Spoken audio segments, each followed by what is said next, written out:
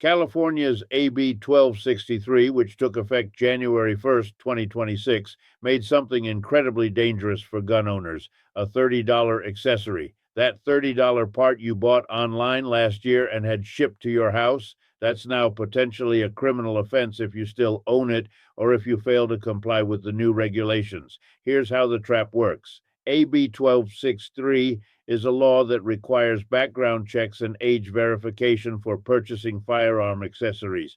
The list of regulated accessories is extensive. Pistol grips are regulated, stocks that aren't standard rifle stocks are regulated, flash hiders are regulated, collapsible stocks are regulated, thumbhole stocks are regulated, vertical foregrips are regulated, any device that serves as an accessory is potentially regulated. Before January 1st, you could order these items online. A pistol grip might cost $30. A collapsible stock might cost $50. A flash hider might cost $30.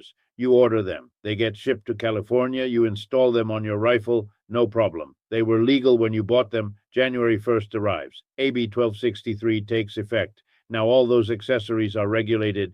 That $30 pistol grip you bought 6 months ago is now part of an illegal firearm.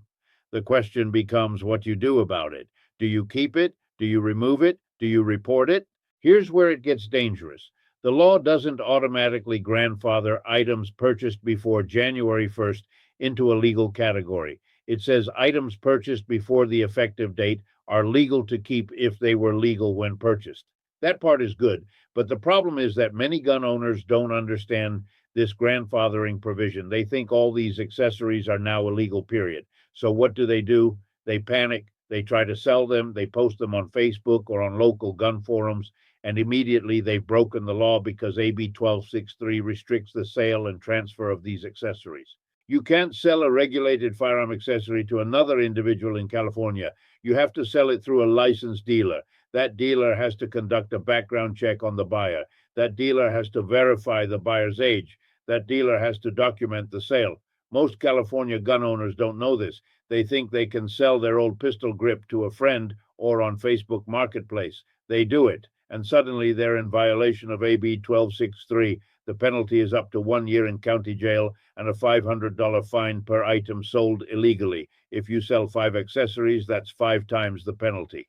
The trap deepens if you try to dispose of the items by destroying them or abandoning them. Some gun owners think if they just get rid of the accessories, they'll comply with the law. But if you're in possession of a regulated accessory after January 1st and you don't have a valid reason for possessing it, you're in violation.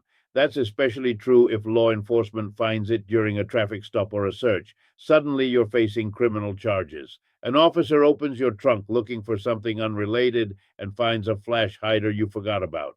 Criminal charges. The even more dangerous trap is that many accessories are on the regulated list, but gun owners don't know it.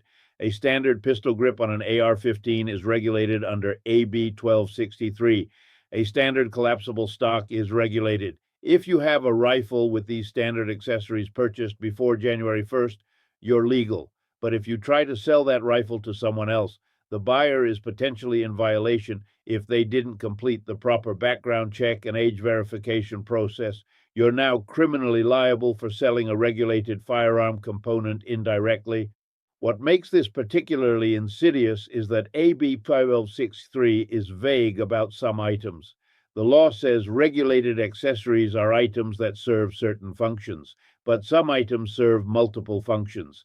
A thumbhole stock could be classified as a regulated stock, or it could be classified as something else. The ambiguity means gun owners are uncertain whether they're in compliance or not. That uncertainty creates risk.